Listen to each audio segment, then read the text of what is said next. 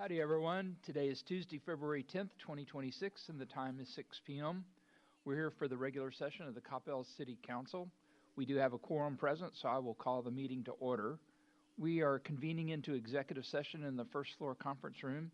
At the end of the executive session, I'll come back out and announce work session, at which time the public is invited and encouraged to join us. Thank you very much.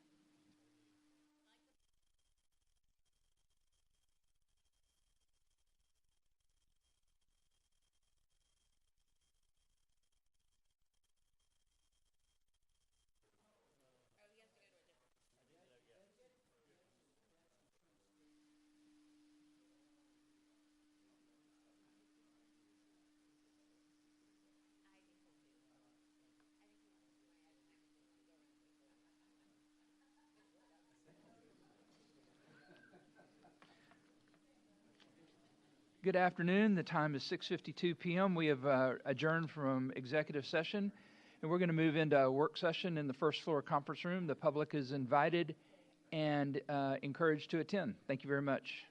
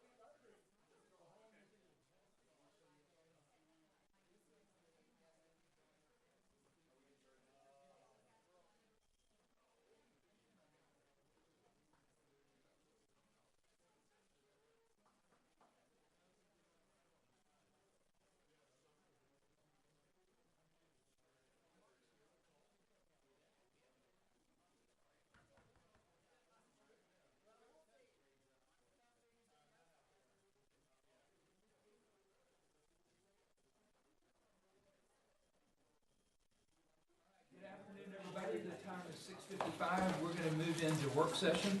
We have 3 items on the agenda. The first one is a discussion regarding the agenda items. Did anybody have any comments or questions about any of the items for consideration tonight? Seeing none, we'll move on to B. This is a presentation and discussion regarding Rolling Oaks Memorial Center with Sherry and Vanessa. Sherry, there you are. I'm right here. I didn't see you over there, so. Oh, I prepped myself over here, shorter walk tonight. Oh, clicker. All right, we'll jump right into it. So good evening, Mayor and Council. I appreciate being here tonight to give an update on Rolling Oaks Memorial Center. So tonight I'm also joined by Tyler Peace, who's our cemetery manager. We're also joined by Doug Miller from Johnson Consulting Group, who's provided us his expertise for the past 16 months. And then Vanessa Charver, who's the Assistant Director for Strategic Financial Engagement, and she's going to be helping me with some financial components of our discussion tonight. So tonight we will provide an overview for Rolling Oaks Memorial Center and the fund, the mechanics of the Perpetual Care Fund, And additionally, we are fulfilling our promise to return with a comprehensive operational update detailing the progress that we've made since our last discussion. So as a reminder, the last operational update was conducted during a council work session on April 8th, 2025. During that work session, it was agreed upon that the philosophy for Rolling Oaks Memorial Center would be a community-focused cemetery. Prioritizing our residents first, but obviously understanding that we will have allowances for both residents and non-residents. Following that discussion, we addressed questions during the May council work session regarding the master fee schedule. This resulted in the approval of new property fees, which were then implemented on June 1st, 2025. So to get us started, I will turn the presentation over to Vanessa to walk us through the financial details. Thank you, Sherry. Good evening, Mayor and Council. Again, my name is Vanessa Charbert. I'm the Assistant Director of Strategic Financial Engagement, and I'm really excited to be here today to talk about two funds that directly touch the Rolling Oaks Memorial Center. One of those being the Rolling Oaks Memorial Center Fund. I also call that the Cemetery Fund. The other one being the Perpetual Care Fund. And so first I'll start with the Cemetery Fund, and I think it's helpful to just have a brief history of that fund before we get started going into the more financial piece. So it was established in 2007 through bond funding, and then it was opened in fiscal year 2009. And during that expansion of the cemetery, the bond funds that were issued then were not enough to cover the expenses. So the general fund paid $3 million of that for the cemetery fund. And through council's direction annually, the $250,000 repayment is approved or removed for the next fiscal year budget. Then another important piece is that through the cemetery, a perpetual care fund was made. And I'll get more into the details of that fund here shortly. Now the cemetery fund is a special revenue fund, and it's a fund where the revenue sources are restricted for a specific use. So this means that cemetery revenues are only for cemetery expenses. So no cemetery revenues can be used for crime control, or for the hotel occupancy fund, or for the general fund. And knowing that those revenues are restricted means that it's important to know what those revenue sources are. And so I have those listed up on the slide in front of us. And while you're looking at those, it's important to note there are two revenue sources that are not on this slide that the city does talk about quite frequently.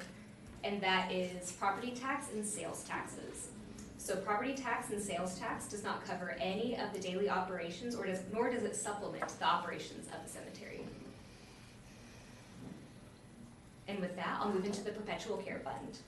Now, a little history on this. It was opened with the opening of the cemetery. And the councils of the past had determined that creating the Perpetual Care Fund was in the best interest of both the city and the cemetery. This fund will eventually be used to supplement the maintenance of the cemetery grounds once all the plots are utilized. And this is a show of great financial stewardship by the city, as per Texas law, we're really not required to create that Perpetual Care Fund. That was only for private cemeteries that were required to do so.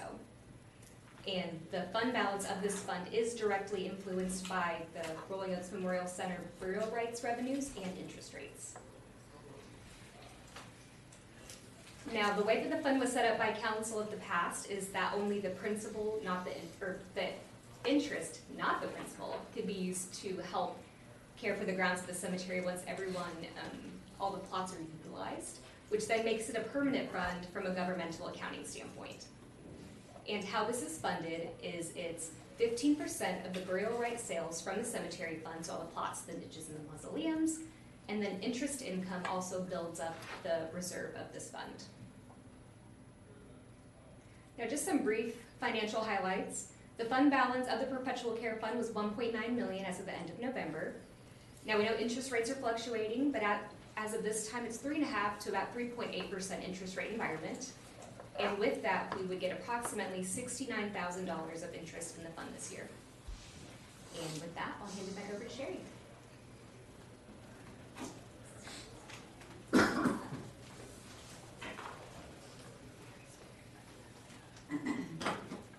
All right, so now that we've reviewed the financial structure of Rolling Oaks, I will now transition into our operational progress. So, as you remember, we are currently under the amended operations plan that was established on October 30th, 2023. So our current amended operation plan prioritizes at-need services for Coppell residents, existing property owners, and those utilizing the Rolling Oaks Funeral Home. Currently, individuals inquiring about pre-need services are added to our wait list, while those inquiring about memorial items are placed in contact directly with our vendor. The success of this approach has allowed us to focus intently on administrative organization to help maximize growth, revenue opportunities, and customer care. Another key operational success has been the hiring of 2 family services coordinators who are now entering their 4th month with us at Rolling Oaks. This time frame has been vital for intentional training and onboarding, ensuring the approach is fully aligned with our service philosophy and our new operational standards.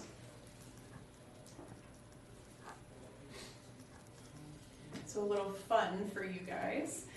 So in December, we held our 2 annual community events, which many of you attended. And so on December 6th, in partnership with the Zach Thompson Foundation, we hosted the annual Angel of Hope ceremony. This worldwide event honors the memory of children who have passed away. It is a beautiful ceremony, and we are fortunate to be able to host that at our cemetery. So following that, on December 13th, we partnered with the Republican Women's Club to host the Wreaths Across America event. This national event honors our veterans by placing donated wreaths on their graves. We are proud to share that this year was our largest volunteer turnout to date. In fact, we had more volunteers than we actually had wreaths to lay. We are also privileged to have Chief Barton serve as our Master of Ceremonies for the 3rd year, and our Fire Honor Guard presenting the colors. Again, another deeply moving ceremony that we are honored to host.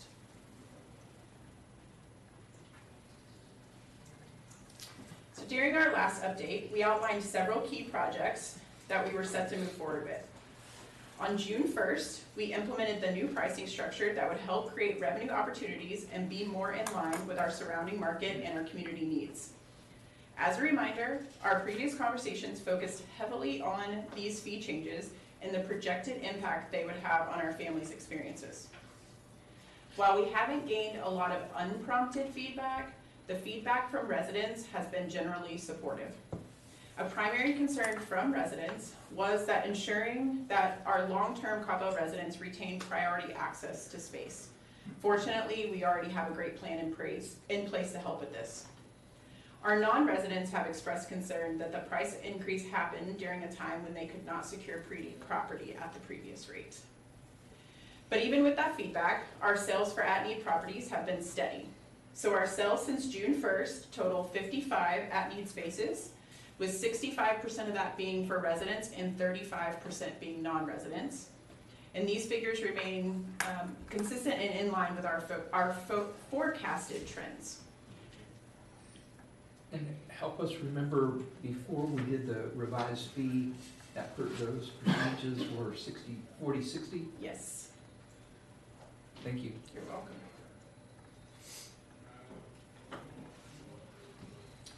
So following our last meeting and in alignment with our consultant's recommendations, we proposed a strategy to develop and expand a smaller portion of the land. This approach was essential to generating the revenue necessary to sustain cemetery operations. To complete the Garden of Legacy expansion, we plotted the new open area, we installed a main irrigation line, and we inputted the spaces into our software. After we marked the plots with lot pins, 1,751 immediate spaces became available, and we have 149 spaces remaining that are planned for the future, pending completion of further site work there. Good question. When you say 149 spaces remaining, this will be in addition to the 1751? Yes, so from our last meeting, we had proposed that with this expansion, it would give us 1,900 spaces, because that's what it's plotted out. And so we do have those 149 that will not be placed for sale yet. Okay. Thank you. You're welcome.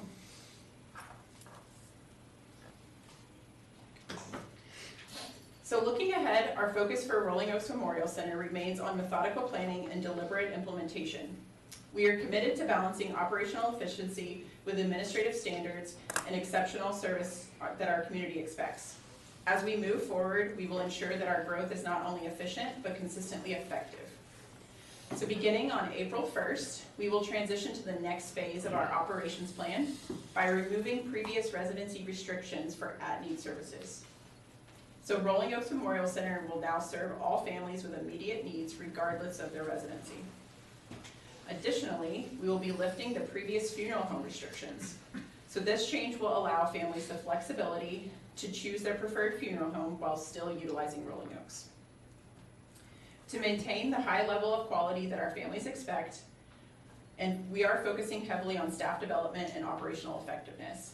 As a result, we will be extending the pause on our non-resident pre-need sales, ensuring that our team is fully prepared to manage increased volume without compromising our standards. However, we are pleased to announce that beginning with our established wait list, we will be resuming pre-need services for our residents. Our staff will begin contacting those on the list to confirm their interest and schedule those planning conferences. While clearing the wait list will be a gradual process, we are eager to utilize the newly expanded garden to help these families secure a space. While the current wait list does include both residents and non-residents, our immediate priority is our residents. So once the resident wait list has been fully addressed, we will begin outreach to the non-residents who have requested pre-need appointments. As we resume pre-need appointments for residents, it is important to note that all requests will be added to the end of our current wait list and addressed in that order. While this may result in a longer timeline, it does ensure that we maintain our high service standards and allow our staff to manage the increased volume fairly and effectively.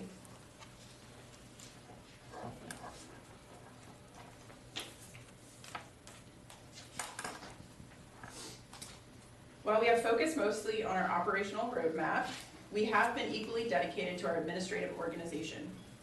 To support this, we have developed a modernized sales contract that incorporates all updated rules, regulations, and qualifications.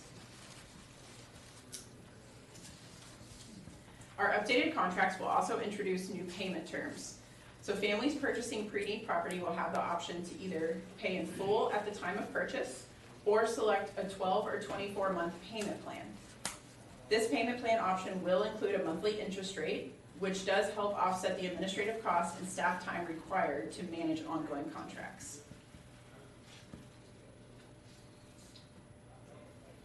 So consistent with our current approach, we will continue to evaluate our progress and capacity as we move forward. Our goal is to eventually expand our operational access to include all pre-need services and merchandise sales. While we have not yet established a definitive timeline for this, we do remain committed to providing full services in the future.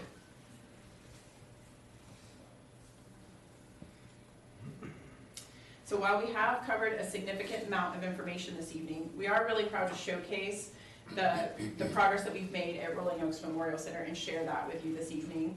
And we appreciate the opportunity to come out and hopefully come back annually and provide these updates for you. And so with that, myself, Vanessa, Tyler, and Doug are all here to answer any questions you may have. Jim. Okay, thanks, Mayor. Yeah, that's a great presentation. So, with respect to the 1,900 lots that are coming online, do you know or have any understanding of how many other lots would be made available in any subsequent phases? Or is that it? Are we built out? We are not built out. We do have additional room to grow. A lot of our property though is undeveloped, so there's trees and a lot more site work. This was a property that was already like open land that all we had to do was minor site work to get it ready. So there is a potential for us to move further. Obviously that's a higher dollar cost for us. Okay, so when you said that the perpetual care fund would start to be used for maintenance of lots when we sell our last plot, does that mean the last plot of the last phase? Yes. When we're finally built out? Yes. Do you have any idea, like just projecting forward, what the amount of the perpetual care fund would be at that point? I don't have for total future spaces. I know the amounts that we have projected for the current spaces that we have remaining, as well as the 1,900 spaces, is about, let me see here, if I can see that correctly. another 4 million, I believe, with the 1,900 plus staff. Plus our Okay, so it'd be remaining total about 5.9, just in principal, and okay. And then, I guess my last question is on the 12 to 24-month financing, are we outsourcing that to a lending facility, or are we doing that in-house? So it would be technically done, Vanessa may have answered this a little bit better for me, but we are, through our software, they provide us a way to do that, and then in-house, we would have a separate fund that interest would go into. They being who? The HMIS, who's our software, they Okay. provide, yes, they provide us a way in our system to be able to put that in there. Okay. And we've got like a separate financing contract and all that kind of stuff. Definitely something that we will be researching and working together on to make sure that we're good on the financing side. Okay, thank you very much. Kevin?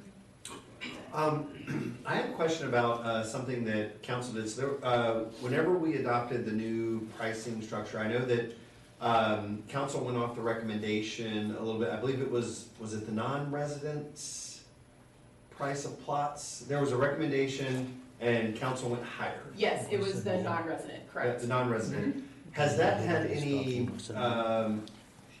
positive or negative effect with the projections? I saw the 60/40, or I can't remember the number that was displayed here, but 65-35. the 65/35, but is that behind where the projections thought we would be at this point? Is it ahead? Is it the same? So at this time, we don't really know because we haven't fully done pre-need sales. Okay, that So makes sense. Okay. it's until we get back and we're in pre-needs, that's when we'll have a better projection. So hopefully this time next year, we'll have a better idea of like, yes, we're in the right percentage, or maybe that number was too high.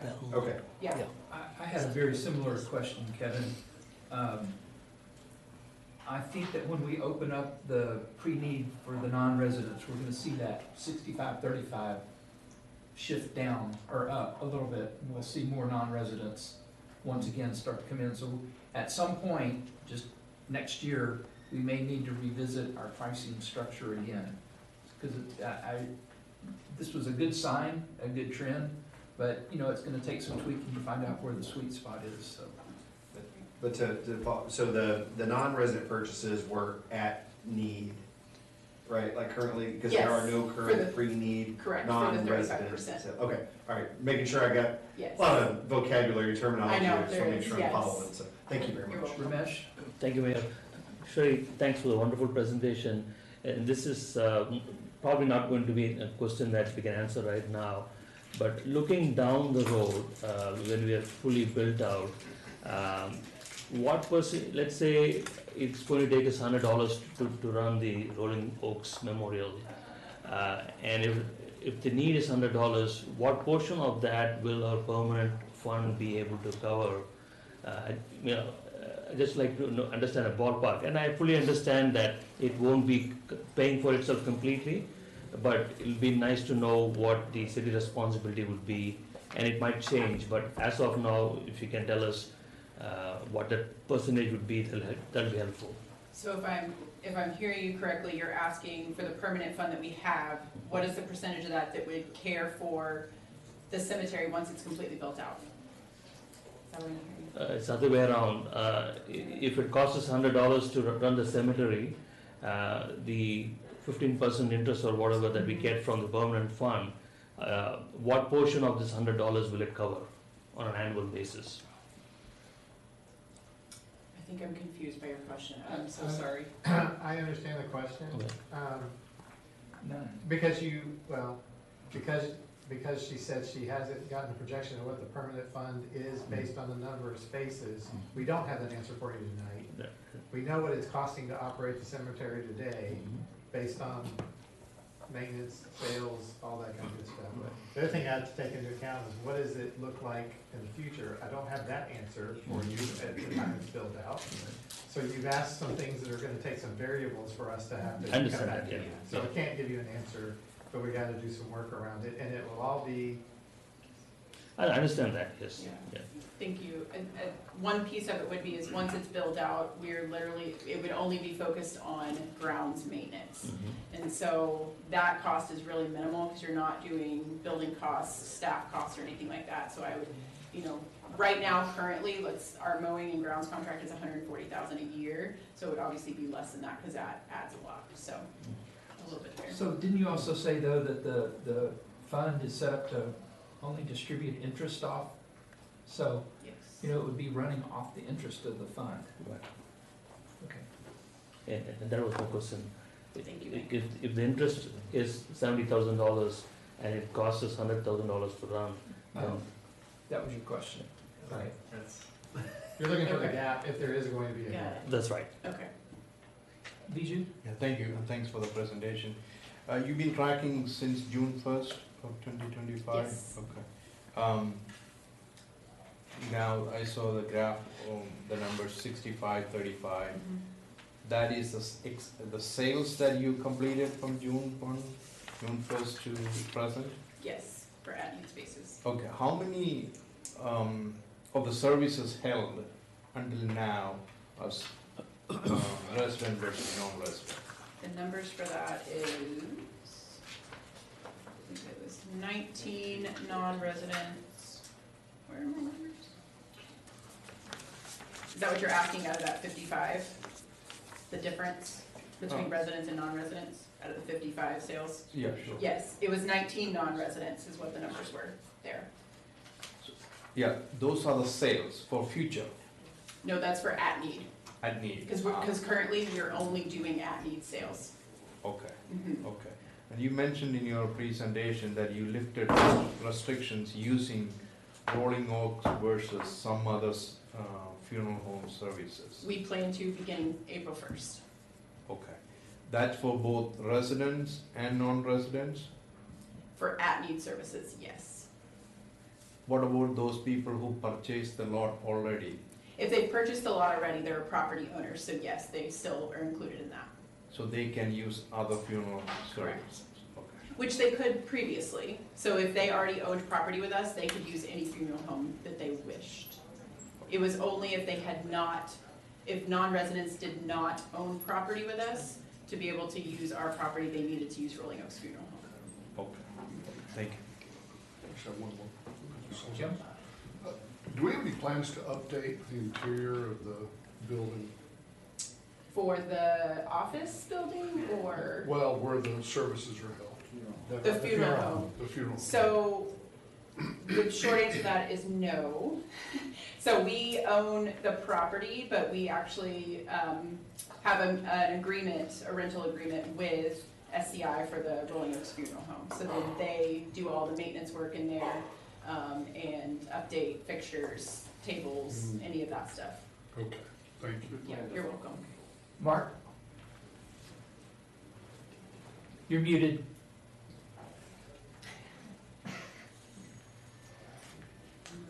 A little far out, but when we think about the cemetery being fully built out and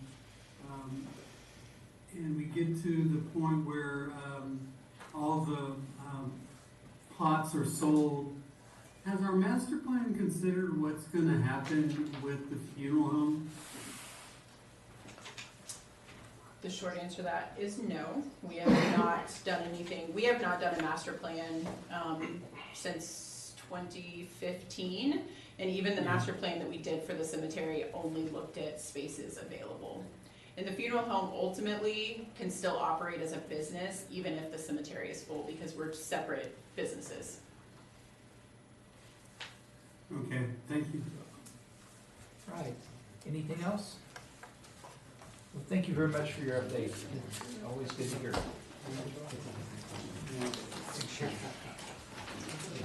All right, item C is a presentation discussion regarding the council chambers, American ADA remodel project. Jamie?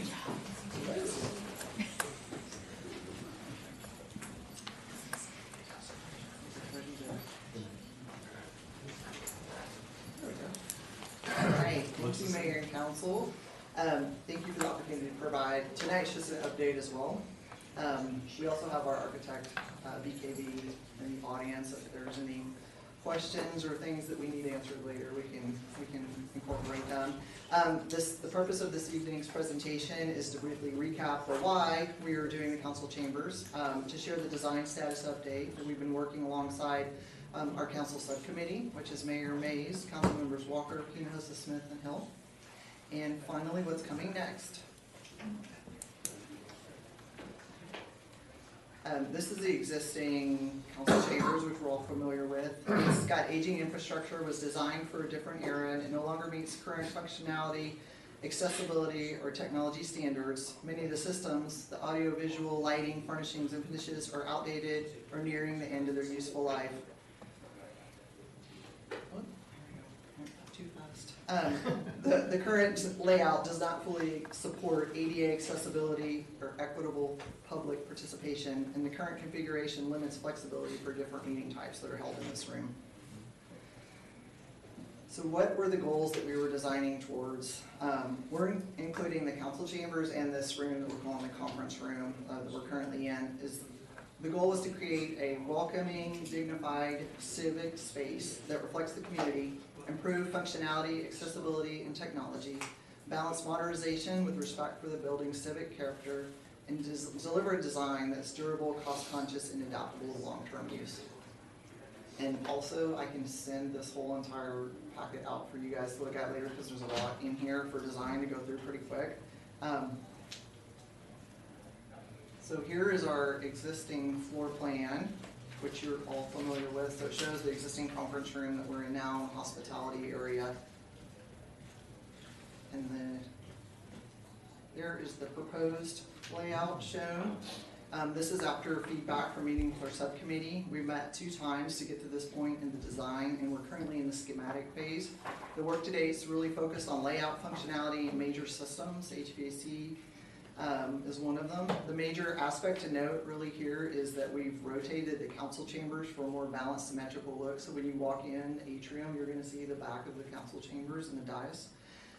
The flooring level here that I'm going to show you, well, we'll stay on this slide first. The very light gray is the flat area. The medium gray is the very gentle slope. That's an all ADA compliant slope, so we're eliminating that ramp on the side and the steps. And then the bottom level is elevated up. The darker blue, the floor where we're speaking from, is a 3 to 4 foot height increase over the base. So when you look at from the profile, when you're speaking, you're eye level with the seated council member. So it's a little more friendly for staff and the public. Go back to this. The seating arrangement will improve sight lines and accessibility with clear organization of the dais, staff seating, and public seating and speaker areas. So I'm going to go pretty quick because I know we're tight on time. So this conference room area, the major change to this conference room that we are in now is the creation of additional space by pushing that hospitality wall that the screen is on, pushing that back through the kitchen about 5 feet. This allows the presentation space to be up in front of the room instead of the very awkward space that I am at currently in the back of the room. So you're not having to look back and forth. We present up from the corner where the screen is. And then we'll move through some of the finishes.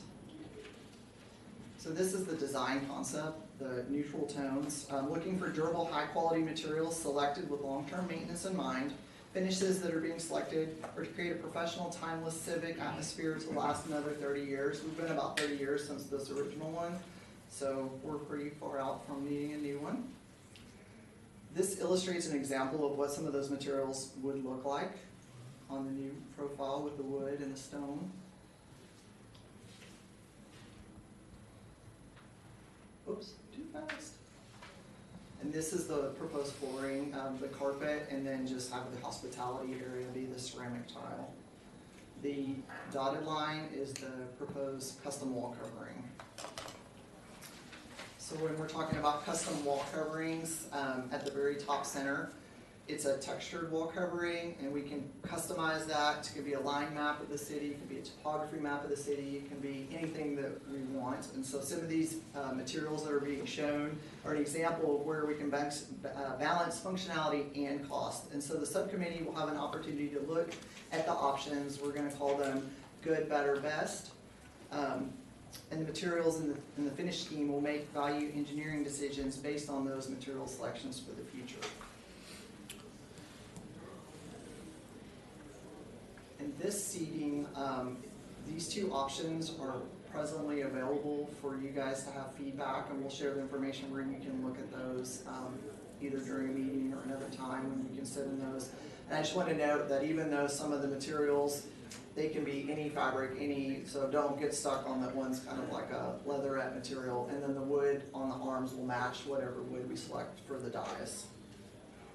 So what's next is we will continue refining the design based on the feedback and technical coordination. The project will advance to the next design phase, including more detailed design drawings and cost estimates. We will continue to work with the subcommittee on the detailed design presentations, budgets, and schedules with key decisions. And then lastly, the next time you will see me for an award, it will be for construction at council.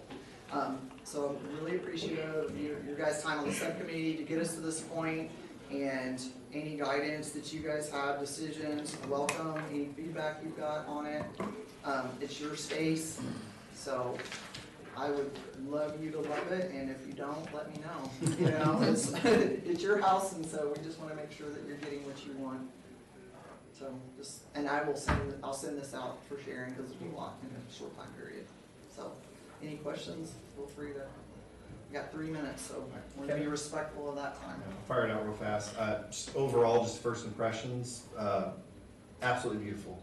I love the modernization of the space. I actually really like the orientation shift. I think that's going to be a lot more welcoming. I've told a story about when when I was sworn in, my son had broke his leg and he was in a wheelchair in that awkward corner trying to get him around, and you can see all the renderings just take care of all of those concerns and issues. So it's a beautiful space. It's a modern space. It's I'm going to say a dignified space, I believe, that will give a very welcoming feel. So I love the direction it's going in, and subcommittee, appreciate you guys being a part of that and sharing that vision. I think it looks beautiful, so I look forward to seeing more detail.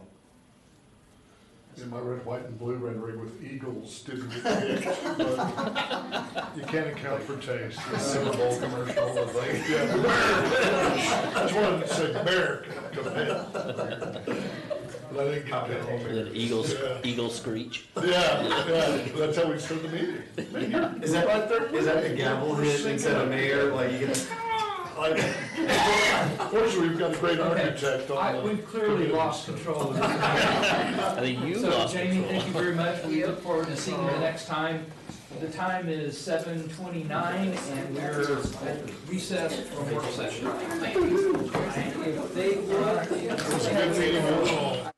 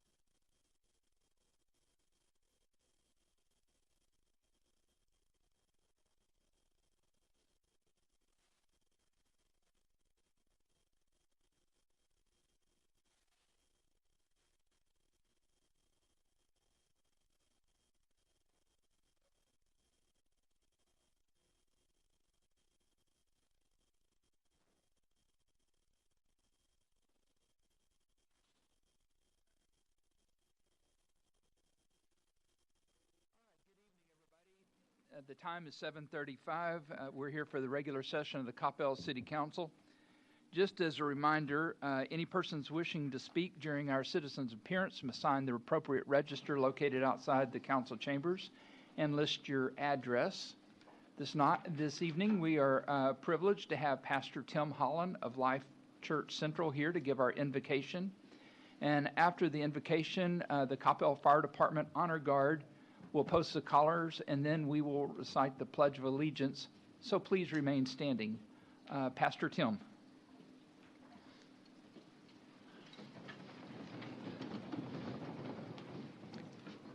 Thank you, Mr. Mayor and City Council, City Manager, and all of the staff.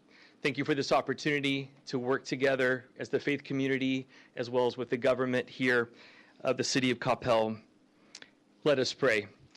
Heavenly Father, we come before you today with gratitude for the City of Coppell. We thank you for our leaders, the Mayor, the City Council, the City Manager, and City staff. We ask for your wisdom and for your guidance as they deliberate on the agenda before them.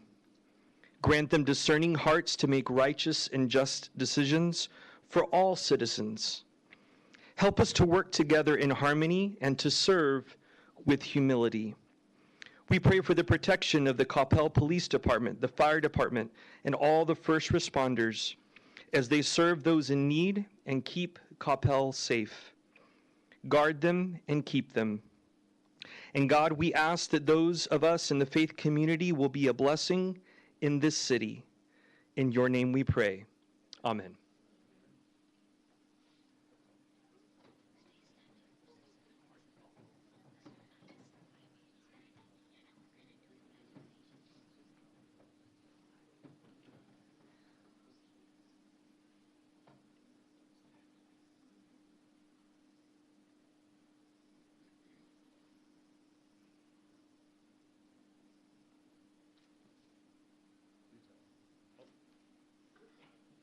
Left face.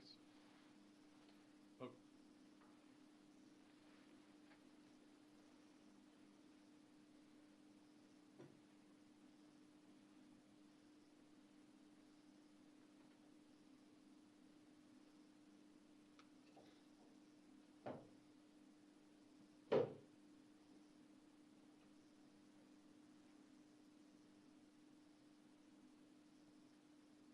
All uniform personnel, present arms. Please join me in reciting the Pledge of Allegiance. I pledge allegiance to the flag of the United States of America and to the republic for which it stands, one nation, under God, indivisible, with liberty and justice for all. Order, arms.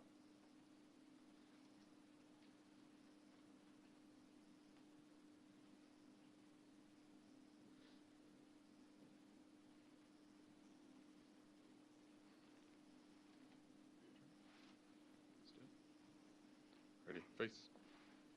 Forward, march.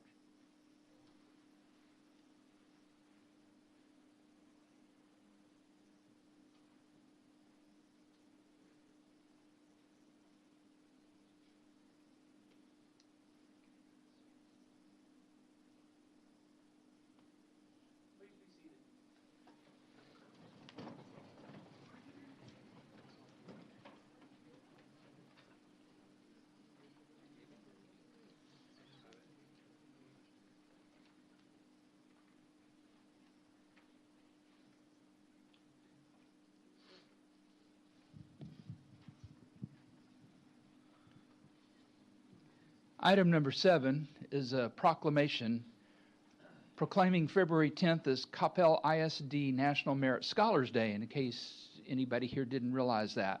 So I appreciate everybody being here. And I'm going to apologize to the group.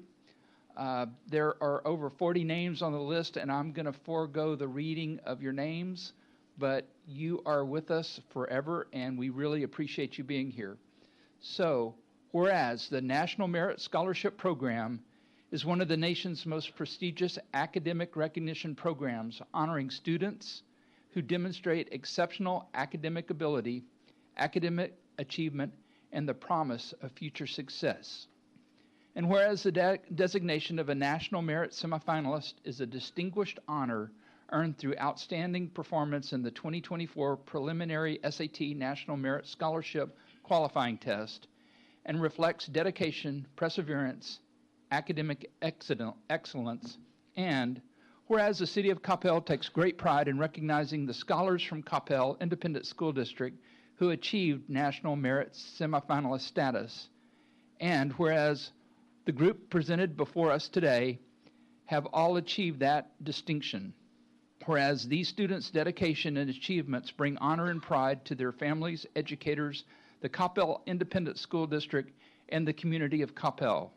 Now, therefore, I, Wes Mays, Mayor of the City of Coppell, do hereby proclaim Tuesday, February 10th, 2026, as National Merit Semifinalist Recognition Day, and hereby urge the citizens of Coppell to join me in congratulating these outstanding young scholars on their distinguished achievements.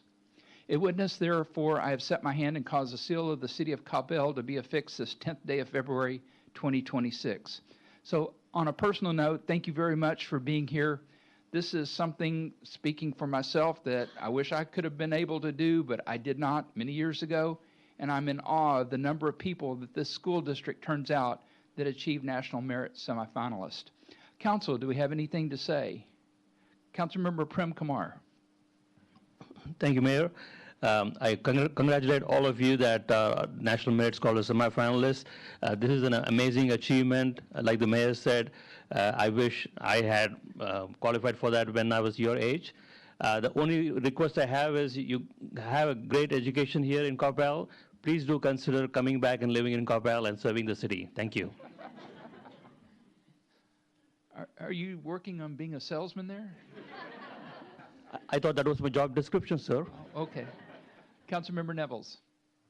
Thank you, Mayor. Again, congratulations to everyone. I'm so happy to see the recognition that you guys are receiving today. I will say, as a graduate of Coppell High School, you guys make all of us alumni incredibly proud, and it just makes that diploma that I got over 25 years ago even more valuable. So thank you guys so much for all of your hard work, your dedication to your studies. I know you guys are going to go on to do great things, and congratulations to everyone. Thank you for being here tonight. Councilmember Brianna Hinojosa-Smith. Thank you, Mayor. I just wanted to say congratulations to each and every one of you. Don't forget to thank your parents because they have done so much to make sure that you get the type of education that you're getting here in Coppell. But to each one of you, it takes a lot of hard work and dedication to get to where you are. So really, truly, congratulations to each of you. Thank you for representing Coppell and our school district, and just, thank you for contributing to our community. We really appreciate it, and we're so excited that we get a chance to celebrate you tonight. Councilmember Matthew. Thank you, Mayor. Congratulations to all of you. This is my first time seeing this many people in this room and outside. Once again, congratulations to each one of you. I do see our state representatives is here.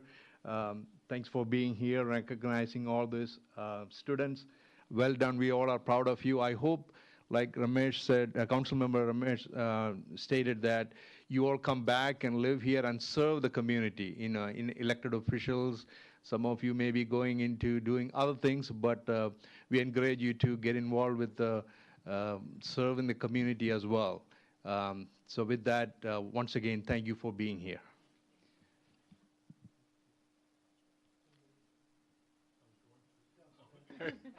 Councilmember Walker.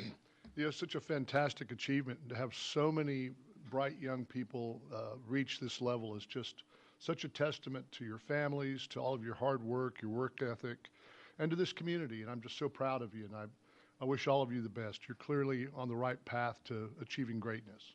Congratulations. I believe CISD ranks in the top 4 in terms of National Merit Scholars across the state. I don't know the actual quantity, but I'm sure that we're going to be at least up there in the top 2 or 3 in terms of quantity. So thank you very much. Is there a representative of the school district here that would like to receive the proclamation? All right, I need a volunteer from this huge group to come. Lady in the white there. Mayor, she comes forward. I wanted to say that Mayor, sorry, Mike, can I recommend that we invite all of them for the photo op, and maybe one person can take the certificate? Okay, so For the photo op, can all the finalists come down? that's going to be a lot of people down here. We'll give it a try. Can all the students that achieve the National Merit Scholar please come down to the front? We'll do a group photo. Yeah. So if you'll just stand in front, come on. All right, on back here. Go around by the dais, and you'll stand out in front of me, and I'll just hand it to you, and they'll do the photo. Sure. All right. Squeeze on back. Be friendly. Come on down.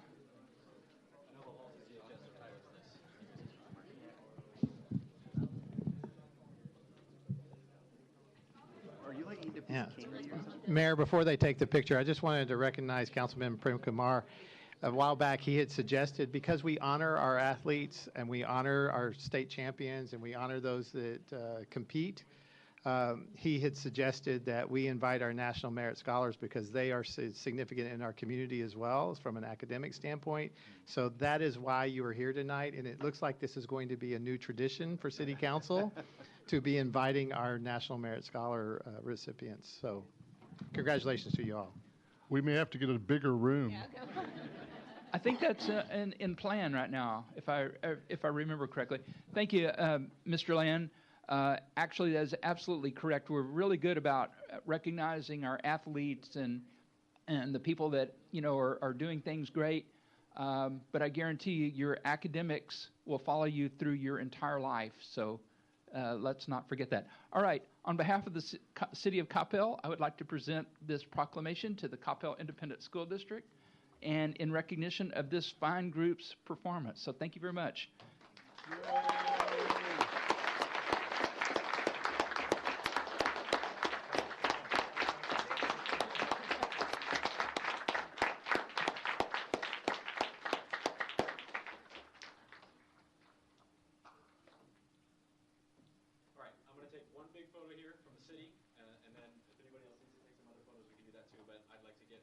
Really quick one here for everybody back at home who wasn't able to make it tonight. Step. All right, big smiles. 3, 2, 1. All right, I got like 20 photos. Hey, thank you very much. Appreciate your time. Thank you. Thanks for coming out. Thank you very much. Thanks for volunteering. Yes, sir. Thank you. Thank you. Thanks. Thanks. Thank you. Thank you. Unless you're going to run for office, y'all can go sit down. Thanks for taking the time to meet us. Thank you. Thank you very much. Hey, thanks. Thank you. Thank you. Thanks. Thank you very much. You guys look sharp. Hey, thank you very much. Hey, thank you. Hi. Thank you. Thanks. Thank you. Hey, thanks, guys. Appreciate you coming out. Thanks. Thank you. Thanks. Thank you.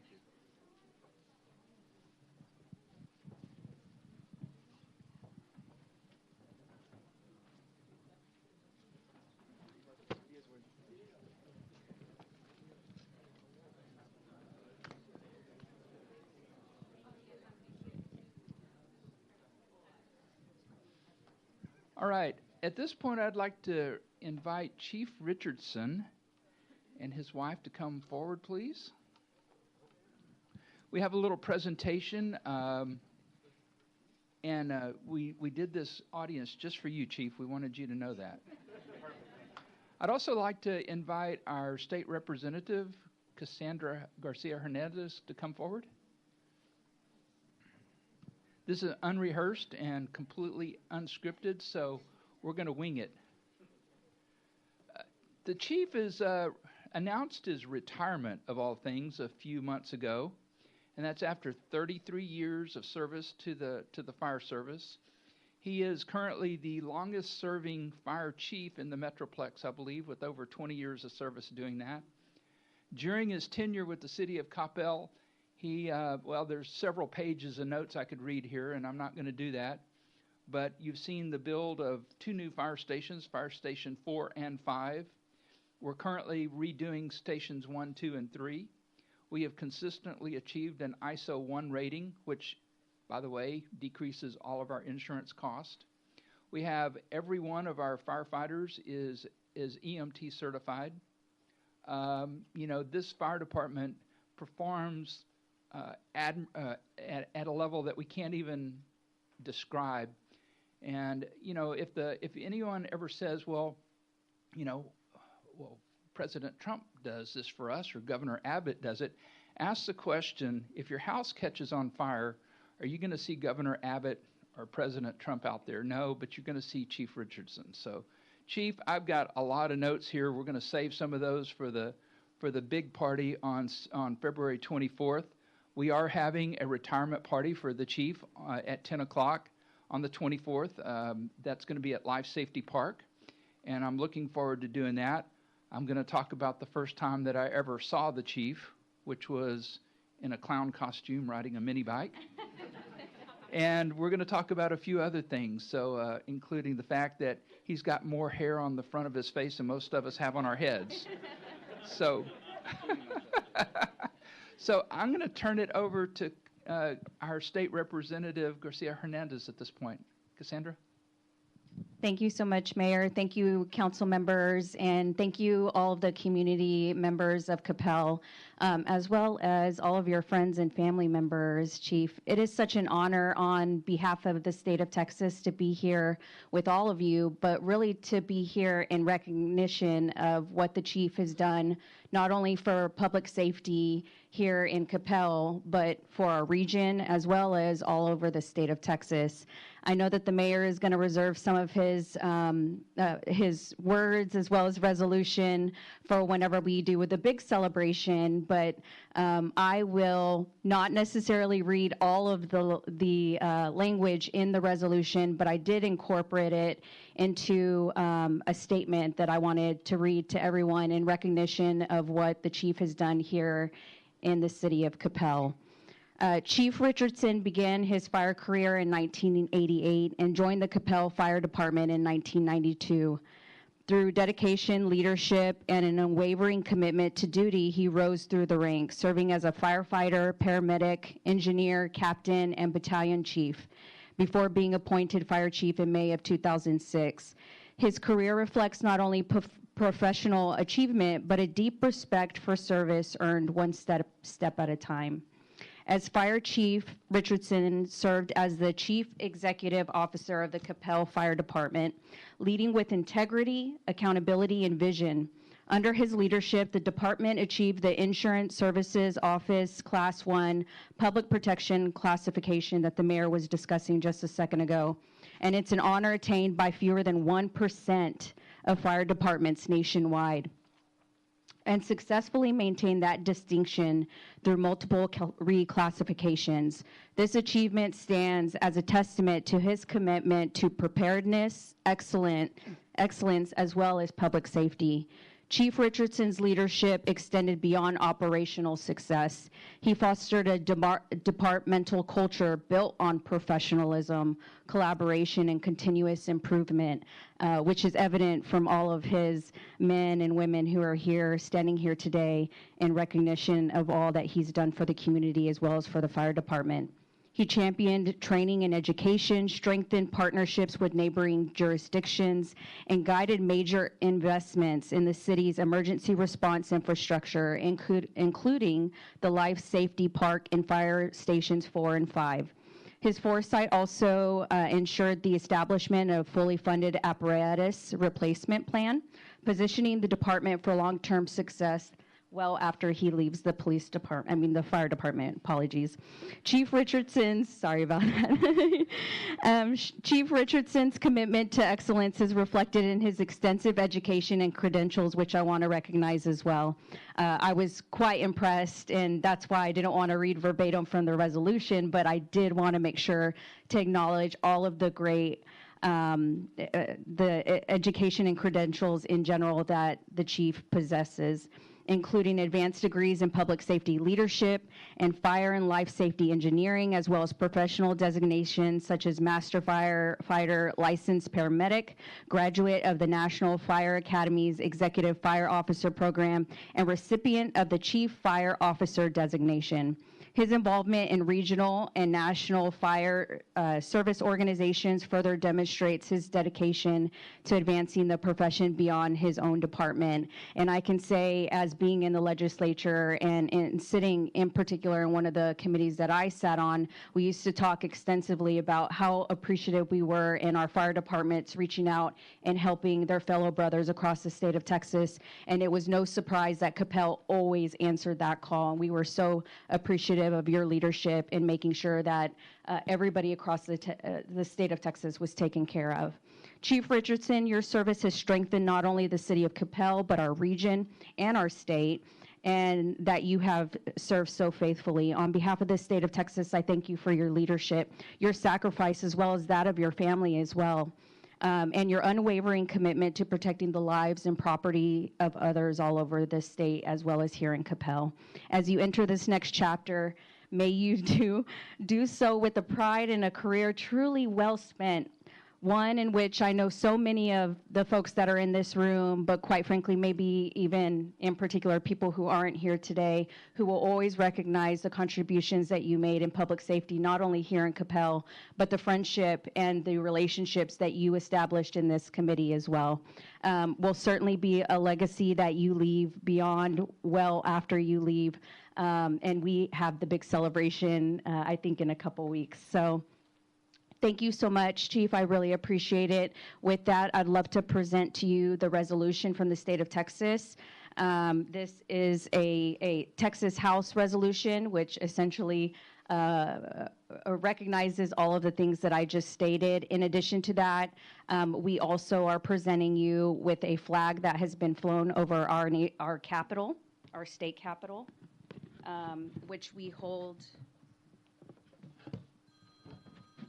which we designate specifically for, in particular, our public safety folks, so both police officers and firefighters. There's nothing that we would be able to, as elected officials, to be able to do what we do across the state of Texas. Thank you for what you've done in making sure that our communities are safe and that our property is safe, and we wish you the best of luck in your future endeavors.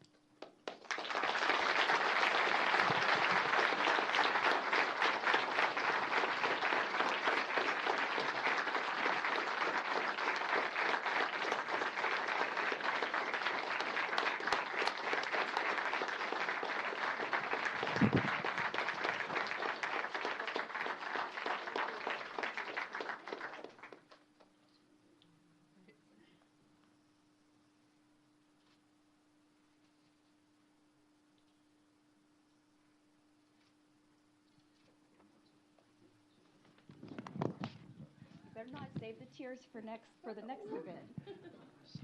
You're welcome. We're not done yet, though. Hang on a minute. So just a couple little fun facts. The Chief and Carla were high school sweethearts? Or going back further than that? No. All right, high school. Okay. So we're thank you for donating him to us for the last 30 years. And we're gonna loan him back to you now. So okay. So council, do you have anything that Mayor Pro Tem Carroll? Oh, thank you, Chief. I just want to say, you know, leadership is not only how the department performs today. It really has to do with how the department is prepared for tomorrow, and therefore your legacy is going to remain with us long after your last shift. You have really prepared this department to meet a citizen's worst day with great care and empathy. So thank you very, very much for that. You've answered a lot of calls, and you have protected a lot of citizens. You've mentored a lot of firefighters, and you have built a lasting culture of excellence here in Coppell. So just thank you very much for what you have sacrificed and what you have done for this, how much you've loved this community, and what you've done for this community. And Mrs. Richardson, thank you, like the mayor said, for sharing Chief with us all these years, and for that shows how much you also care for this community. So thank you very much to both of you, and congratulations on your retirement. Councilmember Matthew. Oh, no, we're gonna, first hand up. Councilmember Matthews. Thank you, Mayor. Congratulations, Chief, for your service to the city of Coppell. We are thankful and we are proud of you for serving our community for this long. I want to tell you two stories. One is a story that you told me about 15 minutes ago, that I asked you, what are you going to be doing after the service of City of Coppell? He told me he's going to New Zealand next month. So have a safe travel. I'll be there at the same time you will be in New Zealand as well. The second story I wanted to share with you was one of them you shared with me. One of the firefighters went to an Asian person's house for an emergency purpose. After the service was rendered and was done, the Asian resident gave you a tip for the service that you provided or the staff provided. And you returned that back saying, we don't take tips. Because they felt how well you did the service for them. They had a debt of gratitude for you. And we want to thank you for the service that you and your staff been providing for the city of Coppell for a long time. We appreciate you and we're proud of you. Thank you. Councilmember Brianna Hinojosa-Smith. Thank you, Mayor. Okay, I wrote this down because if I start speaking, I was already crying when she was talking, so when our representative was talking. So, whew. Okay, you ready? Are you ready? I am. Gosh, I've been up here since you were sworn in, and I'm going to miss you, both of you. Okay. We often talk about leadership in terms of rank and titles. But if you want to see what leadership actually looks like in practice, you look at Chief Kevin Richardson. It is rare to find a leader who can maintain a standard of elite excellence for multiple decades while never forgetting what it felt like to ride the back step of the engine. For 33 years, you've been a fixture of the Coppell Fire Department, and for 20 of those years, you've led us with a rare brand of servant leadership. And I've been lucky to have a front seat at that. To you, being chief was never about the rank. It was about the responsibility to the people, both the citizens in the community and the men and women under your command. Your leadership wasn't just found in the ratings or the news stations that you built that the mayor talked about. It was found in your heart of service. You personified the culture Coppell is built on, not because you had to, but because it's who you are. You've always seen the community not just as a service area, but as a family that deserved your absolute best every single day. The true scale of your impact can't be measured in years or accolades, but in the countless lives that you touched. And look, they're here. Many of them are here, and many of them couldn't be here, and I know they'll be there on the 24th. Whether it was a resident on their worst day, as Mayor Pro Tem mentioned, or a young firefighter looking for a mentor, you were there with a steady hand and a servant soul. Thank you, Chief, for your sacrifice, your vision, your unwavering friendship. You have left a true, incredible mark on the city of Coppell and an even deeper one on our hearts. I was here when you were sworn in as a chief, and I'm blessed to be here to say you finished the shift, Chief, and we'll take it from here. But behind every great fire chief is an even stronger spouse. Carla, while we see his handwork on the front lines, we know that his service is a family commitment, and they are all here. I have seen you all grow up. I've seen you all wrestle. I've seen you become the family that you are, and it's truly incredible. And you have also been a mentor to my son. Thank you. Thank you for the behind the scenes, Carla, support that you provided, for the missed holidays, the late nights, and the strength it takes to share him with all of us. Our citizens are even safer because of his leadership, and we know that leadership is only possible because of your love and your support. This retirement belongs to you as much as it belongs to him. Congrats to you both. I will miss you. I will miss you being in the parade with us, and I hope you will not be strangers, and you know that Coppell will always be your home. Thank you.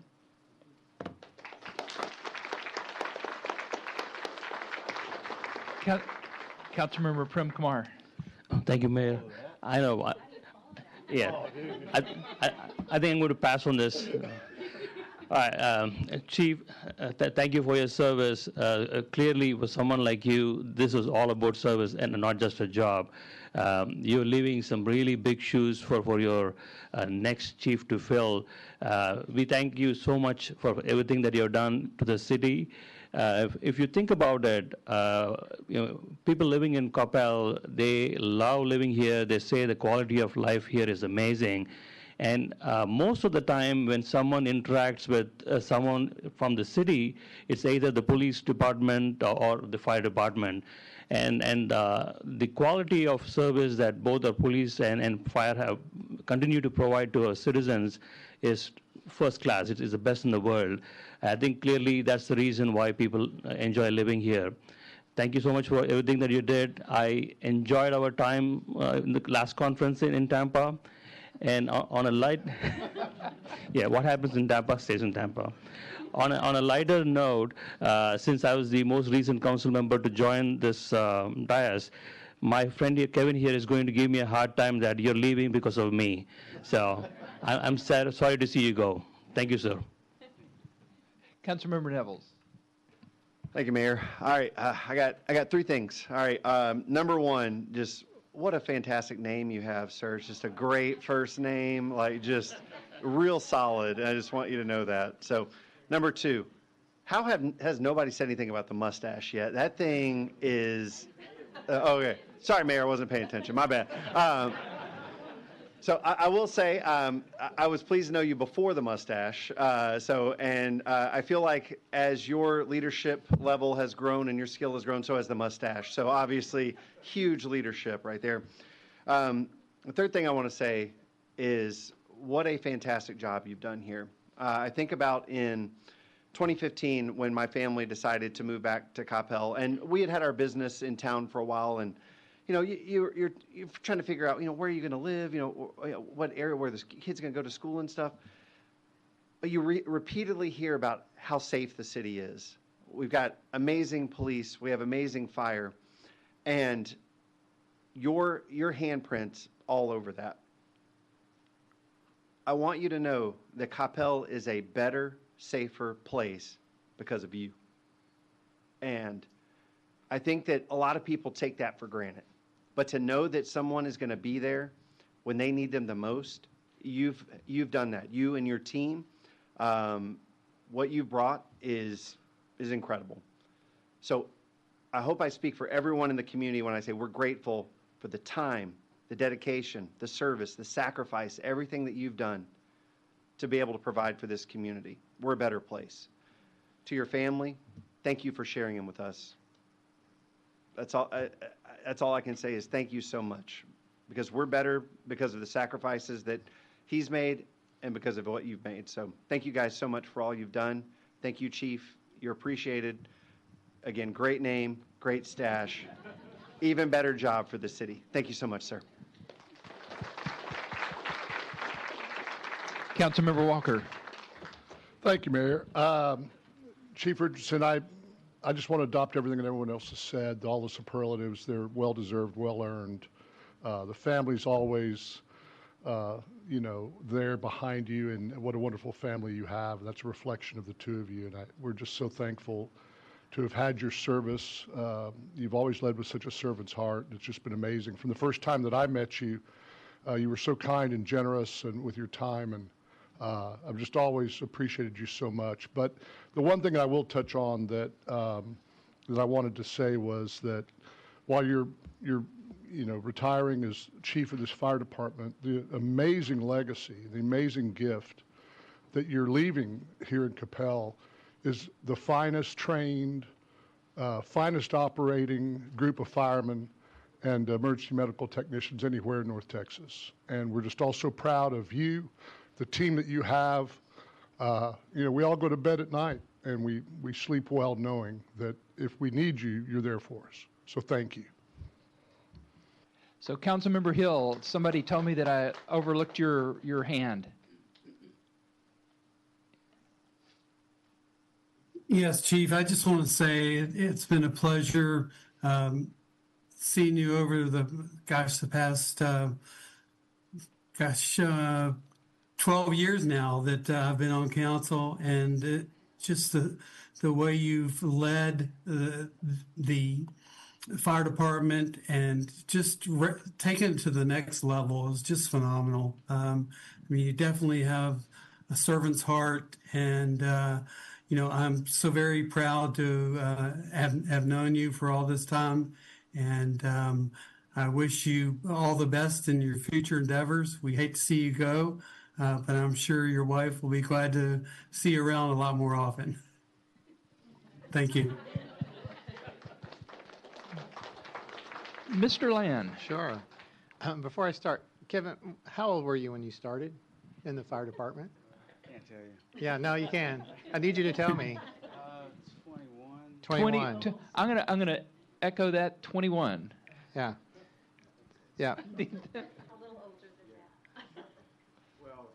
Okay, all right, you're a volunteer, that works. The reason I asked that question is because we have a captured audience of National Merit Scholars, high school students. So I'm going to put a plug in for public service. Because this man and the men and women in this room who serve this community, they are all highly educated individuals who have a heart for service first, right? So Kevin, now I'm going to turn to her because I get to sing your accolades on the 24th at the Arts Center, by the way. Carla, the reason why I'm going to point to you is because I want you to know that when you were going through what you were going through in the mid-teens, this man right here always shared with us what was happening, what he was doing for you, how he was doing things for you, how the fire department rallied around you. And I just want you to know that that had a huge impact on this organization because he demonstrated not only being a husband, what it means to lead his family as a man, right? Absolutely. And because of that, we all had a great example of how we should be in our families. And so we can talk about your 33 years of service as a fire chief and everything along those lines. At the end of the day, the most important person in this room was your wife. And you let us know that in everything in your conversations and how you led and how you interacted with your team, the sacrifices that you made. And so, Carla, I just want to say thank you because you have a tremendous man that honors you and everything that he does. And I think that is a lesson for all of us in honoring our spouses, but in this instance particular, honoring you and just lifting you up. So thank you very much, not for being ill when you were ill, but thank you for allowing him, because not all instances do people do that. So thank you for allowing him to demonstrate that love for you. So thank you.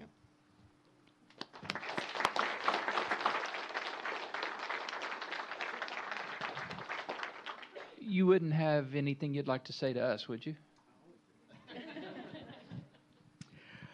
Wow. Well, first of all, I would just like to say thank you very much from our state representatives, all of our elected officials.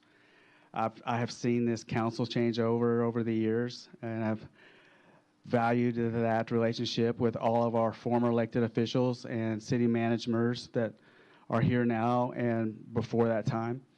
I would just say that I can remember 33 years ago when I walked in the front door of City Hall, and I really thought, oh my gosh, why are they building this beautiful building in the middle of a cow pasture? Because you could not see any other buildings around here. Because you had to physically turn in your application to get hired. And what a blessing that was. They took a chance on a young kid at the time who I had no idea what that impact was going to be and what the good Lord had in play for me and my future, but it played a huge impact on my life and how my career ran. As a frontline firefighter, some of the mentors that I had serving before me, trained me, showed me, taught me the Coppell way, the Coppell culture, what it took, what a servant's heart meant, going the extra mile went. They taught me all the stuff that the fire academy and college didn't teach me. And they have since retired. And I just had the opportunity to kind of carry that momentum going on in my career. In 2006, after several years of growing along with the city, I stood in this exact spot and was sworn in as the fire chief. And again, that was a huge impact on me and my family and the time. But it was a responsibility that I took on. I knew it was coming, and I took it serious then, and I still take it serious to this day. The advice that I had gotten early on was surround yourself with great people, and I can tell you that Coppell, Texas has great people, and that's why the department and the city has been so successful. Over the years, it's been nothing but joy and fun for me as well. The leadership team that I work with on a daily basis that represents all the city departments, we have come a long way over the years. I've developed great relationships with each and every one of them. I'm going to miss them all. But I want you to know that the leadership of the city is doing great things. The city has a great future, and you're in really, really good hands. Other than that, I would say that, yes, Carl and I were high school sweethearts, but I was not an academic scholar. Just want to share that with you. And yes, the stash will be staying. That's been the next biggest question. But other than that, I just want to say it's been a great ride. I've been blessed like no tomorrow. And if I had a chance to do it all over again, this is exactly where I would have done it. So thank you very much for having me.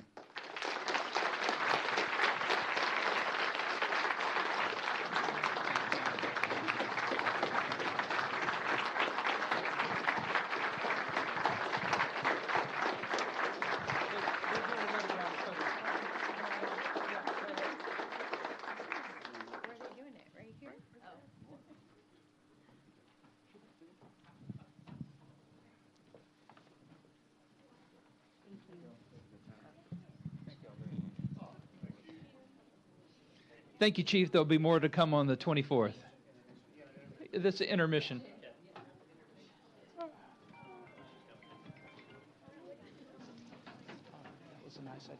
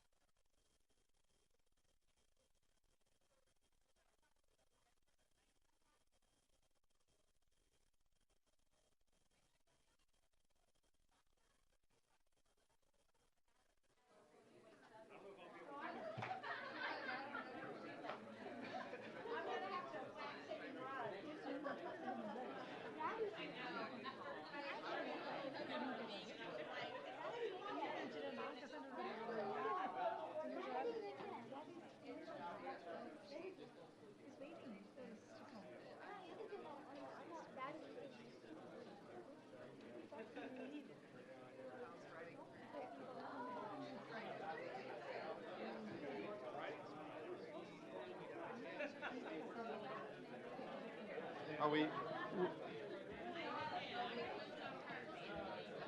I didn't.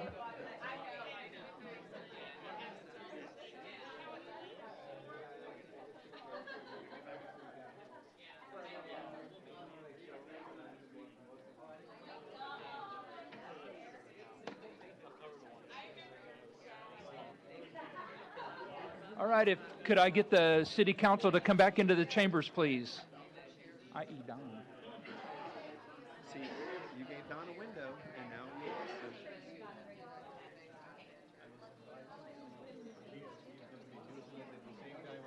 That's pretty funny.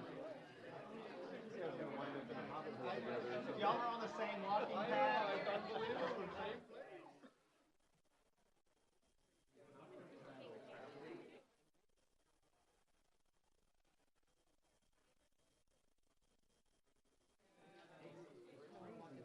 Things like that work out. I have no idea. All right, item number 9 is our citizens' appearance. Yes, we know. Save the tears for that one. Persons wishing to speak must sign the register and list your address. Presentations by individuals shall be limited to 3 minutes each, during which time speakers must remain at the podium, face forward, and only address the mayor and the city council. Persons signed up to speak will be called in the order that they signed up. In order to maintain an orderly and respectful meeting environment to conduct the public meeting and business, speakers will adhere to the standards outlined in Coppell Ordinance 2025-1633. There will be no comments or deliberations from the City Council due to the Texas Open Meetings Act. We do have one person that has signed up to speak, and that's Ms. Mercedes Hall. Mercedes, please give your name and address for the record.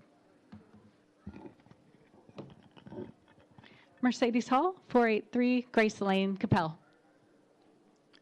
Okay. Good evening, Mayor Mays, City Council members, city staff, and residents of Coppell.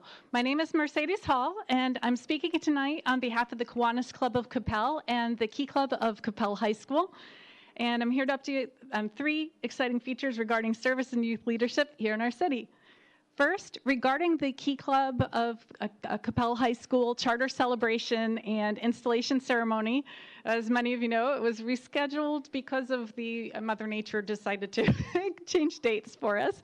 Our new date is Tuesday, February 24th, 4:30 p.m. at Coppell High School at the library. We do know that there is a city council meeting that evening at 5:30. We would be very grateful if the mayor and city council members and staff, city staff and residents could join even for the first part to welcome our student leaders, our servant leaders of our future, and it'll really mean quite a lot to them. Second, a quick bit of history. Today, February 10th, is actually a significant day. It marks the founding anniversary of Texas-Oklahoma Kiwanis District, and it started in Dallas, Texas in 1917 and became a district. And we're excited. We recently found out that Tom Elwood, a longtime resident of Coppell, was a very active Kiwanian, and he's coming up on his 99th birthday. The Historical Society is honoring him. There's photos of him. His 99th birthday is coming up on February 22nd. But if the Historical Society has a photo thing and so forth, and there's a picture of him with his Kiwanis hat and so forth. So we're excited about that and continuing the Kiwanis legacy here in Coppell. And also this week, February 9th to 13th is Kiwanis K-Kids Week, which is the elementary level of Kiwanis. We don't currently have one in Coppell, but it is our goal. The Kiwanis Club of Coppell would love to start a K-Kids in the elementary schools. We do need more members. We do need parents, teachers, members of the community that want to help lead the future, even down to the elementary level of service and leadership. We welcome you to join us. And on that note, my final invitation this Thursday is the second Thursday of the month, which is our monthly Kiwanis Club meeting, and we are now meeting at the Coppell YMCA. So the public is welcome to join us this Thursday, 6 to 7 p.m. at Coppell YMCA. So thank you so much to Mayor and the City Council. We would love to see you on February 24th, 4:30 p.m. at Coppell High School for the Key Club's charter ceremony. Thank you so much. Thank you very much for talking this evening. My pleasure. All right, item number 9 our number 10 is our consent agenda. The consent agenda is routine in nature and is generally enacted in a single motion. These items have been previously approved through the budget or past council actions. Any item may be pulled and considered separately. Full descriptions are available on the screen. We have items 10A through 10J. So is there any item that the council would like to have considered separately or pulled from the agenda? Seeing none, Councilmember Nevels. Thank you, Mayor. I move to approve consent agenda items A through J. Thank you very much. Do I have a second? Mayor Pro Tem Carroll, all in favor? Walker, Hinojosa Smith, Carroll, Nevels, Prem Kumar, Matthew, Hill. Motion carries.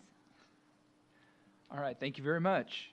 Item number 11 is consider a resolution ordering a general municipal election to be held on May 2nd, 2026 for City Council places 1, 3, 5, and 7, and authorizing the city manager to sign and execute a joint election agreement with Dallas and Denton counties. Ms. Thoden.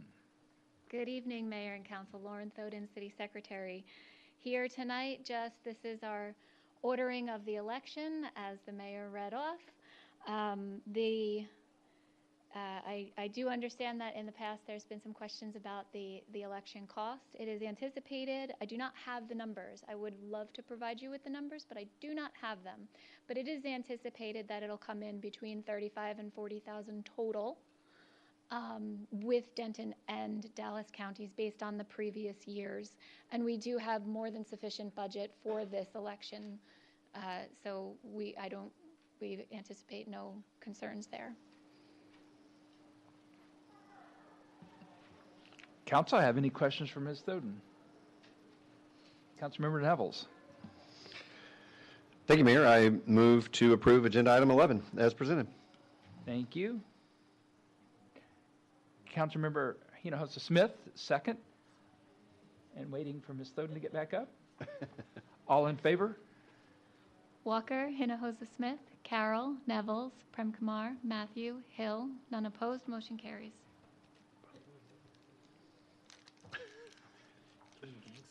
All right, thank you very much. Item number 12 is the city manager reports with project updates, future agendas, and direction from work session. Mr. Land. Yeah, Mayor and Council, I have quite a few just to update. The Woodridge Channel, the contractor is continuing to install the head wall structure on the dog park. By the way, at the next council meeting, you'll actually get the recommended naming of the dog park, so look forward to that. The contractor is still continuing to work on shade structure and turf areas. And just recall with the dog park that we need to get into the growing season a little bit before we're going to open up the park. So it's going to look finished for a while, but that is because we are letting the grass get its roots set. The service center staff has moved into the new facility, and the contractor is working on the remodel in the older facility. There is going to be an open house next Tuesday, February 17th from 3 to 4 p.m. The Justice Center, the interior framing is underway, pouring of the concrete parking lot and slab this week. Bullock and Howell, the contractor is working on installing the storm drain and the water line. Hunterwood Park stabilization, the contractor is on site and installing temporary fencing and erosion controls. Royal Lane reconstruction, the contractor is working on installing temporary traffic signals and will begin construction in March, so you'll be seeing more information about that. The MacArthur Playground, demolition of the old playground begins this week. And then finally, you've been seeing some news about our Bridge Pay network. That is not our system. It is a third-party system for our credit cards, and the online payment processor is experiencing a service disruption. As a result, utility billing, public works annex, police, animal services, and the cemetery are being impacted. We are working on an alternative solution in the interim, and we'll get that news out to our residents as soon as we have that solution worked out. Mayor, that concludes my report. Thank you very much. Item number 13 is the mayor and council reports on recent and upcoming events. Have a couple of items here. Would like to thank all of our citizens for their understanding during the recent winter storm. While our city staff work to keep our community safe, and we need to thank the staff for their service to our residents and businesses to ensure that Coppell was safe during the entire event. Fortunately for us, we were very well prepared, and it was essentially a non-event, other than that fact that we were shut down for about 5 days. So thank you very much for everybody's understanding. Second item is early voting for the primary, and this is not the election that we just voted on. This is the primary election. Starts on Tuesday, February 17th, 2026. Primary day is Tuesday, March 3rd, 2026. Coppell Town Center will be an early voting and primary day voting location for the convenience of our community. So starting the election process right now, which will end up in November. I was going to make a comment about our favorite hockey player, but our resident hockey player on the dais has requested that I defer that to him, so I'm going to do that. Item number 14 are council committee reports concerning items of community involvement with no council action or deliberation permitted. First up is Councilmember Mark Hill with a report on Carrollton Farmers Branch ISD and the Louisville ISD. Mark? Thank you, Mayor. Let's start off with Carrollton Farmers Branch ISD. The district was selected as a finalist in the 2026 HEB Excellence in Education Award, which recognizes public school districts for their outstanding service to students in their communities. The winner will be announced at the award ceremony, which takes place on Sunday, May 3rd. The Dallas Cowboys and Reliance surprised Newman Smith High School Assistant Athletic Director Crystal Perez with a $5,000 grant. The Cowboys Class Acts Award recognizes Perez's exceptional leadership, dedication, and positive impact on students. Newman Smith also celebrated senior Kevin Gilks, who was awarded a $200,000 Naval Reserve Officers Training Scholarship. He's just one of 14 students in North Texas to receive the scholarship this year, and the award will support his pursuit of a mechanical engineering degree at Morehouse College in Atlanta. Let's move on to Louisville ISD. First off, they've got a change in times for their upcoming school year.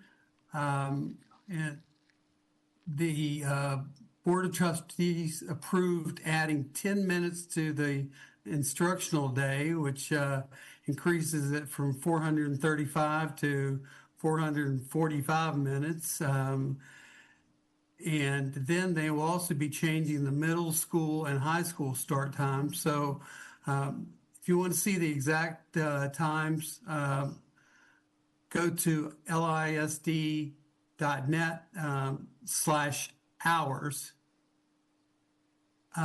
Business registration is now open for the March 4th, 2026 job shadowing event for 11th and 12th graders. Businesses can host as many students as they like and design the day to showcase their work. If you want to help participate and have some students be at your business and do some shadowing, go to lisd.net/career out for more information. Forbes recognized LISD as one of America's best employers for company culture. So congratulations to the school district. They were the only public school district in DFW to make the list. And giving staff and community members a chance to highlight exceptional work by LISD staff. You can recognize a staff member by visiting lisd.net/recognize. That's all I have for you, Mayor. Thank you very much.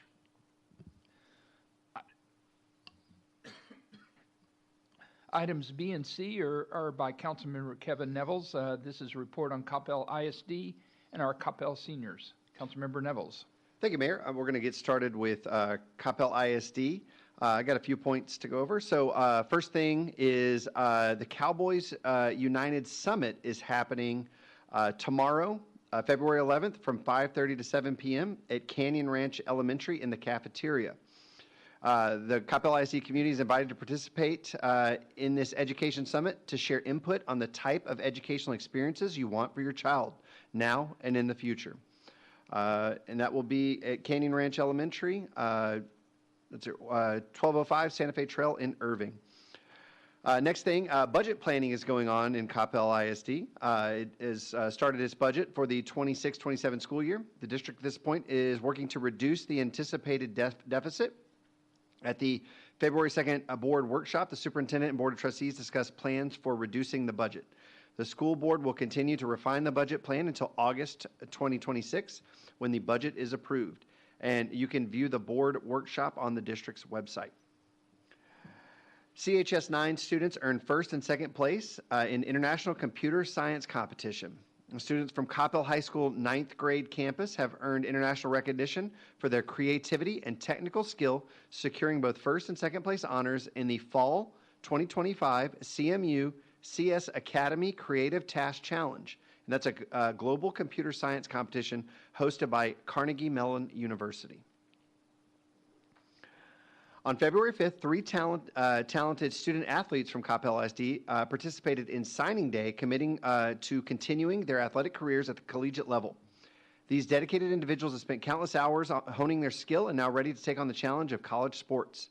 Athletes who signed on February 5th are Kenneth Gibbs Jr., who signed to play football at Southeastern Oklahoma University, Gabriella Pardo, who signed to swim and dive at Austin College, and Adriana Ringinen, who signed to play basketball at the University of Arkansas. CISD's Jerry Miller was honored with the Texas Outstanding Music Educator Award, and that is recognized by the National Federation of State High School Associations. We have two Coppell High School students recently earned top honors at the 2025 Microsoft Office Specialist Texas State Championship Fall Qualifier. Samal Shreyas, a 10th grader in a business information management class, placed fourth in the Microsoft Word category. I didn't even know there were competitions for Office and things like that, but he placed fourth in that. And Kinsey Marlin, a 12th grader, placed 10th. Both students competed against peers from across Texas to achieve this impressive distinction.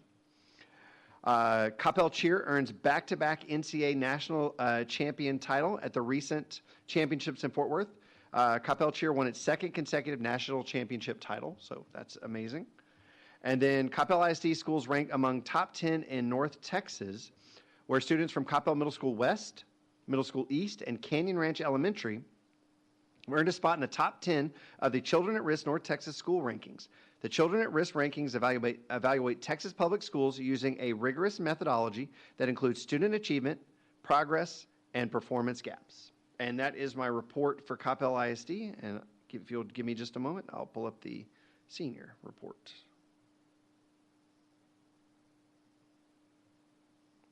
All right. Okay, moving on to the seniors. Since we missed our last meeting, I want to touch on a couple things. So there was an open house on January 3rd, 2026, and welcomed 22 new members during the 3-hour event at the Senior Center. There was a donation day that was held on January 2nd.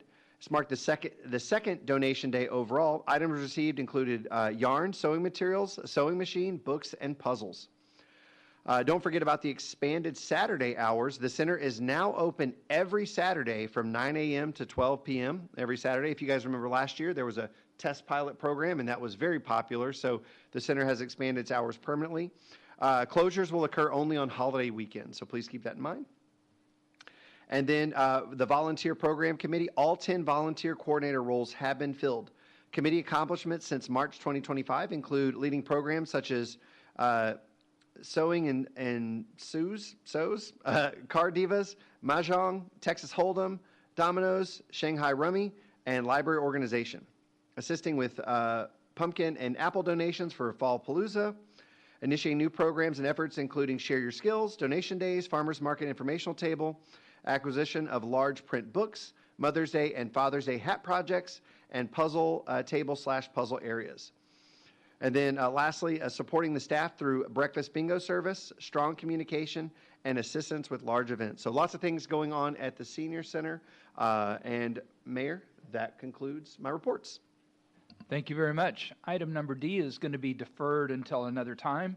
So we're going to move on to item number 15, which are public service announcements concerning items of community interest with no council action or deliberation permitted. I believe Councilmember Nevels may have a public service announcement that he would love to give. Yeah, and Mayor, I appreciate you deferring this item to me because as a avid hockey player and hockey watcher, we've been keeping close eyes on Coppell's own Hannah Bilka. So I just wanted to give the community a report.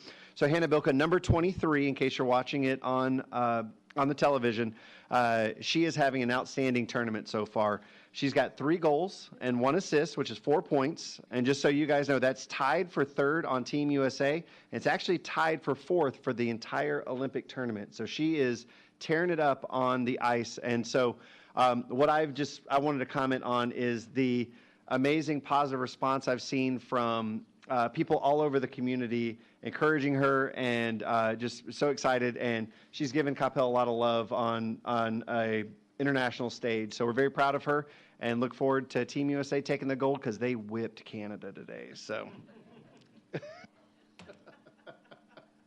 Well, and Channel 8 presented about a 30-second segment on she and her family last night, so it was a good time. Do we have any other public service announcements? Seeing none, there was no action necessary from the executive session, so therefore, there being no further business before this council, we are adjourned at 8:42 p.m.